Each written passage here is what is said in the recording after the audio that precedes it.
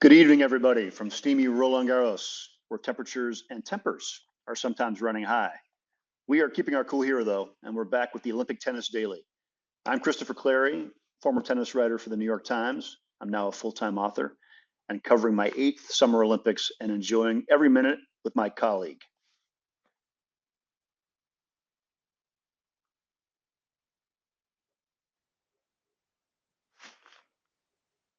Accent during the Olympics, and unfortunately, the last Frenchman still in the running at Roland Garros, Chris. Well, Romain, I hope you have a flag. It's been a tough one for the French. Nobody in the quarterfinals of any of the 5 events. But hey, it's rough out there, both in this heat and humidity. It doesn't feel like the Roland Garros that you and I know. It's a different tournament in a familiar place. And the French are not the only ones out of the Olympics. This is also the day to say goodbye to one of the greatest players of all time in the Olympics, Rafael Nadal, who lost in doubles with Carlos Alcaraz to a tough American team of Austin Krajicek and Rajiv Ram. Also a day to say goodbye to Coco Gauff at these Olympics, has lost in all 3 of her events here and was just beaten tonight with her partner in mixed doubles, Taylor Fritz, by a tough Canadian team of Felix Auger-Aliassime and Gabriel Dabrowski.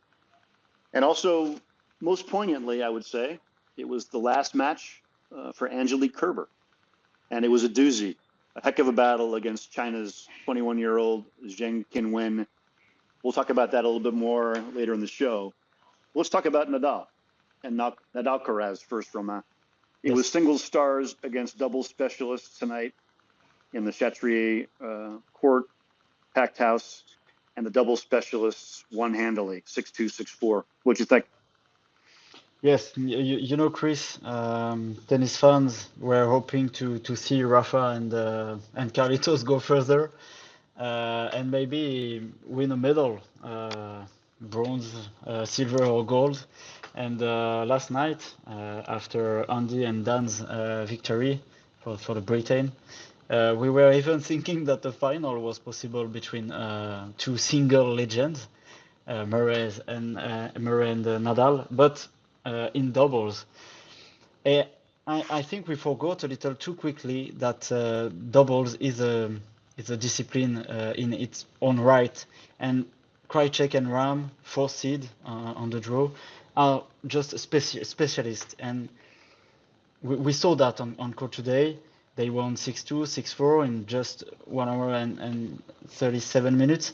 And we thought they complement each other. They're in sync. They're constantly at the net, and they're excellent at cut off the ball. And it was not a bad match for Alcaraz and Nadal, but I think Alcaraz just tried to use more power to counter the tactic of the Americans.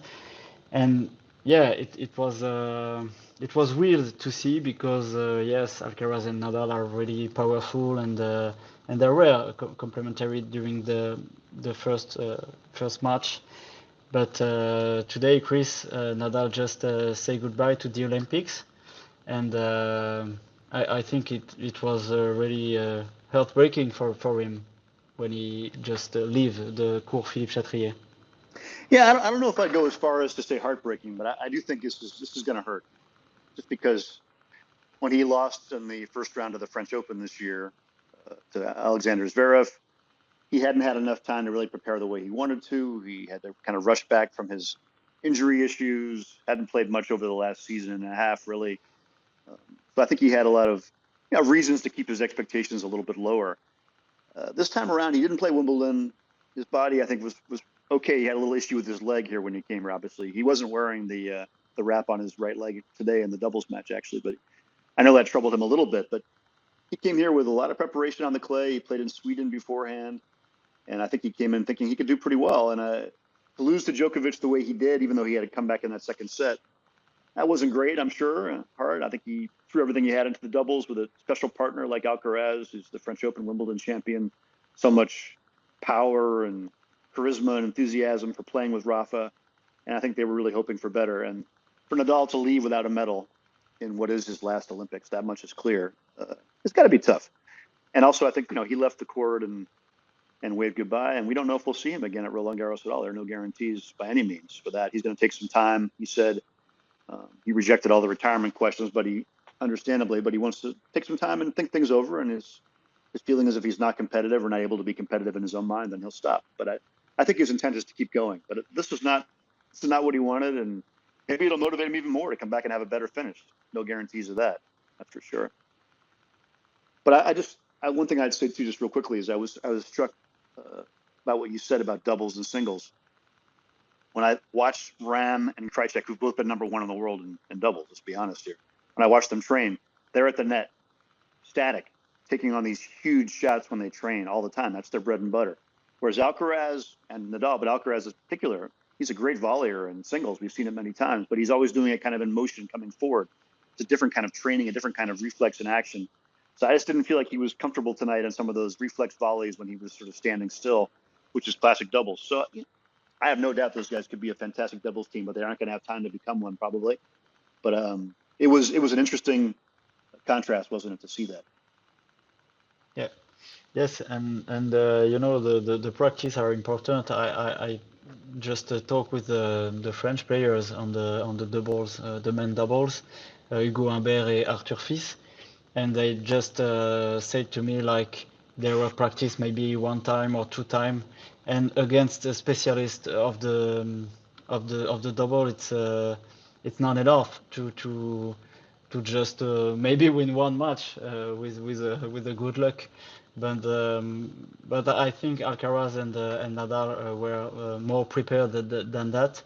But today it was the better team just win, and the atmosphere was great on the stadium. The Americans fan, the Spanish fan, it was nice to see on the court Philippe Chatrier, but Nadal maybe lost his last match on the court Philippe Chatrier, and it's still heartbreaking for me because I work here all year, and Nadal he has just a statue here, so yeah. Yes.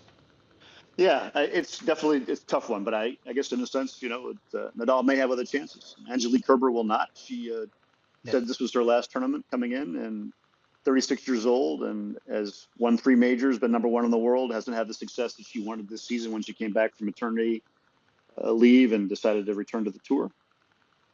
But I was really happy for her to see this last hurrah last a while, and her play such quality tennis and beat Naomi Osaka in the first round, and then beat Leylah Fernandez as well in the third round, and get herself to the quarterfinals. And she was so close today.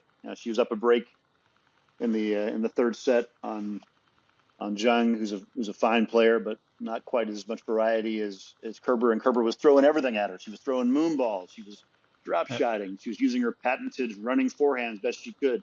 And ultimately, she was up 4-1 in the final set. And I don't think she choked at all. I think she just ran out of gas. And she gave it all she could. She forced a tiebreaker. But in the end, the younger, fresher, more powerful woman won the match. And I think Angie Kerber could walk off, or maybe limp off, as tired as she was, feeling pretty proud about her career. But it was very poignant, very poignant.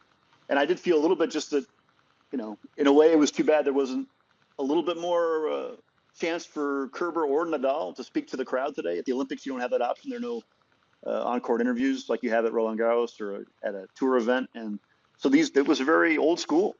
Rafa walked off with a wave, and Kerber, walked off for good with a wave. No interview on court. So it was kind of like a 1950s or 1960s farewell out there. Yeah. Let's talk a bit more though, Romain, about what's ahead, because we got the semifinals coming up now after today. And what did you think about the way Zheng played today? With this hard-fought victory, the Australian Open finalist, just became the second Chinese player, woman or man, to reach the single semi-finals at the Olympic tennis events, after Lina, who finished in fourth place at Beijing 2008. And when I just watched the match, I thought like Kerber will just say not today again, But as you say, Zheng was fresher and yeah, maybe her tactic was great at the end of the match. But Chris, she will know how to recover physically after spending 6 hours and 15 minutes on court in her last two matches, because she will face Iga Świątek, and she will have to be in the best possible condition, I guess, to beat Iga. So yeah, we'll see that soon. Yeah, I mean, Iga's 6-0 against Zheng. I know she's been impressed by her, and they played at Roland Garros, not the Olympics, obviously, but at Roland Garros in round of 16 in 2022. Zheng actually won the first set in a breaker and then got rolled. Iga sort of put the accelerator pedal to the floor and only lost 2 more games from there. But they played 6 times, and three of those matches have gone to 3 sets. And in a lot of ways, Zheng does a lot of the things that Iga does, but it's not quite as well, probably on the clay. She's got that big forehand, can do a lot of damage with that. As a probably in some ways a better first serve than Iga, although Iga's improved her first serve. I think Iga returns a bit better than Zheng, and I think Iga's backhand is better than Zheng's. And I think overall her flexibility on the court and her ability to make things out of nothing is superior too. That's why she's been the best clay court player of late for sure. But it will be interesting. Iga hasn't looked sharp in a couple of these matches. She played Danielle Collins today. It was a weird match. Iga won the first set, Collins won the second, and then Iga took a long clothes change break. Collins was visibly upset by the length of that. I don't think it was breaking the rules. I mean, Iga did change clothes and came back, but it was a long break and it really drew up momentum. Collins ended up going down 3-love, taking a break of her own for an injury, which turned out to be, an issue with her abdominal muscle. And then came back, and at 4-1, Iga in the third set, Danielle retired and stopped. And kind of had a little bit of a heated exchange with Iga. I think she was understandably upset about losing the match and having to retire, and sort of took Iga a little bit to school about the way she was going to react to Danielle's injury, and telling her basically not to be disingenuous and to be honest and don't pretend you care about my injury. I have no idea what the background is there. I'm not going to go into it, but it was a strange end to kind of a strange match, and certainly not the way that Iga wanted to get into her first Olympic semifinal for sure. And Danielle Collins went on to play doubles later in the day, so we'll see what happens with her injury going forward. But this is her last season on the tour, and it's really not the way she wanted her Olympics to end in singles either. Yes, and during the match, Iga was not in a good shape during the second set, and we talked about a few days ago during her first round, and yeah, maybe during this Olympics she's not yet the queen of clay. Still maybe in the next round, but. I think Iga just find a solution, and yeah, I want to see this match against Zheng, because Zheng progressed a lot. Like I said, she was in Melbourne final in January, so yeah, I think we will watch together, Chris, tomorrow this match. Yeah, the only thing I would say about Zheng real quickly is I think she has improved with Pere Riba, her coach, her variety a little bit. She was kind of a big banger before. She's using the drop shot more. She's hitting some nice drop shots. A couple of redrops tonight against Kerber. When she played her, they were very deft. So she has added a little bit to her power game, a little bit more there. But let's talk about the other semifinal. Right now, we don't know who's going to be in it entirely because Donna, Vekic, and Marta Kostyuk are still playing right now. But we do know one of the other semifinalists, and it's one of the biggest surprises. I think it is the biggest surprise of the Olympics. Tell us about that, Romain. Yes, I think it's the surprise of the last four, Anna Karolina Schmiedlova. And yesterday we told you about Schmiedlova's achievement in beating Roland Garros and Wimbledon finalist Jasmine Paolini in a thrilling 3-set match, and she was close to a physical breakdown. She managed to turn things around at the very end of the third set. But today, on the Simone Mathieu court, she needed just 1 hour and 29 minutes to beat Wimbledon champion Barbara Krejcikova, just 6-4 and 6-2, so pretty impressive. And Chris, I know you know that, but prior to turning up at Paris 2024 this week. The 29 years old from Slovakia had just managed just one win, over a top 10 player in her career, and it was at the Rio Olympics. So what a surprise to see her beat Paolini and Krejcikova just in a row. And I think the games are definitely working for her. And for his country is a big achievement too. And like you said, she will play against Marta, Kostyuk or Donna Vekic, who are currently on the Philippe Chatrier court. And I will finish with that, Chris. After the match in the mix zone, she could barely believe it. And she said this: the best game of my life is at the Olympics, for my country, for the people around me. It's really a big deal. It's amazing for me, and it means a lot.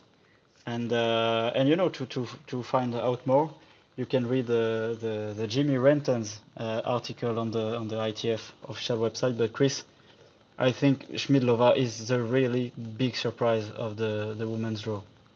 Yeah, is she the Monica Puig of 2024? Yes. Monica Puig from Puerto Rico, by way of Florida, winning the gold medal in Rio in 2016. Really huge surprise there. Pretty hard to top that. But if Schmiedlova were to win, I probably would top that, I think, in a lot of ways. And she does have a little bit of history at Roland Garros. I mean, she was a junior finalist here. She had her first Grand Slam appearance at Roland Garros over a decade ago, and when she was 19 years old, and she ended up beating Venus Williams here very early in her career. So she's had some good memories here and got to the fourth round a couple of years ago as well. So I think clay is by far her best surface, but to make the semifinals, the Olympics, that's a different level and a different thing. So you just never know. Sometimes these events, when you're playing for your country, take some pressure off of you as well. So we'll see. But tomorrow, Romain, it's as we get toward the end of this Olympic tournament, it just gets more and more intense, and the stakes get higher, of course. And tomorrow is a big men's day of action. Oh, I'm yes. going to read you the quarterfinals. We have the top half of the draw: Djokovic against Tsitsipas. We have Zverev and Musetti in the other quarterfinal in the top half, and in the bottom half, we have Carlos Alcaraz and Tommy Paul and Casper Ruud, and a little bit of a surprise, Felix Auger-Aliassime. So pretty big time quarters. No imposters there. A couple, I'd say, mild surprises. FAA being the biggest one. But let's talk a little bit about Djokovic. Djokovic has won 10 in a row against Tsitsipas, beating him in two major finals. But they played a really, really tough French Open final here a couple years ago when Stefanos won the first two sets. So how do you see that one? Yeah, I don't know. I think Tsitsipas, the numbers are not for him, of course, but he's pretty great this week. After that, like you said, Djokovic here was unbeatable during this final of Roland Garros. But today I saw the Djokovic match, and he was leading on the first set, and after that just Kopfer succeeded to break him. But he seems pretty relaxed. Even it's a very big goal for him, this Olympics, but he seemed pretty relaxed, and I guess he will try to find a solution against Tsitsipas tomorrow. Yeah, you got to say, I mean, if he gets there, if he gets that goal, Djokovic, he's going to have to go through a pretty tough road. I mean, Tsitsipas obviously has some great success on clay. Yes. Musetti and Zverev in the semis, both those guys have clay results and have pushed Djokovic hard. And then the other side, you have to like Alcaraz's chances of coming through, but Casper Ruud obviously is very dangerous too. So, but we don't have a lot of time left. But let's just talk quickly about maybe Alcaraz and Paul. That's an interesting one. You watched a bit of Tommy Paul today, I think, or you've had some good looks at him. Yes, I was in the Suzanne Lenglen to follow Corentin Moutet, Chris. But well, anyway, it was a great match from both. I was impressed by Paul because I think he really has a nice hand I don't know if you say that in English, but Yeah, you say he has good hands. Yeah, exactly. yeah, yeah, good hand. It was sorry, really impressive at the net, and you know he was calm.